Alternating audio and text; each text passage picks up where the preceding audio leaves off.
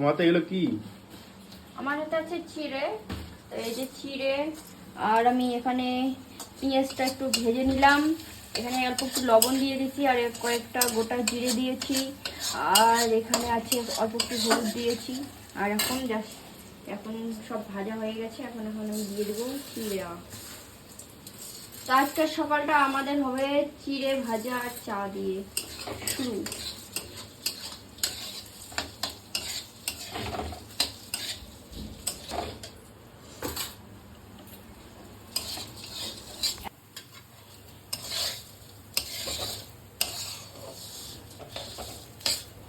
তো ফ্রেন্ড, এই যে দেখো চিড়ে ভাজা এখানে চানা দিয়ে মাখা হয়েছে, যে ষোলোনা চানা। আর এই যে পাশে আছে চা।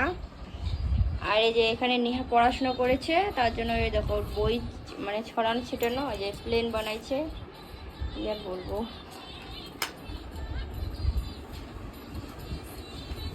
এই যে একজন খাচ্ছে, আমাকে ছেড়ে ছেড়ে একা একা খাচ্ছে। মানে আমি এত কষ্ট করে চা একটু চিড়ে ভাজা বানাই দিলাম, মানে আমাকে বলবেও না যে কেমন হয়েছে, মানে কোনো কিছু নাই, রিয়াকশন কিছু নেই। একা একা শুধু খেতেই চলছে মোটুরাম করতে থাকে। তো চলো চাল চিড়ে ভাজা খেয়ে নিই, তারপরে তোমাদের সঙ্গে কথা হচ্ছে।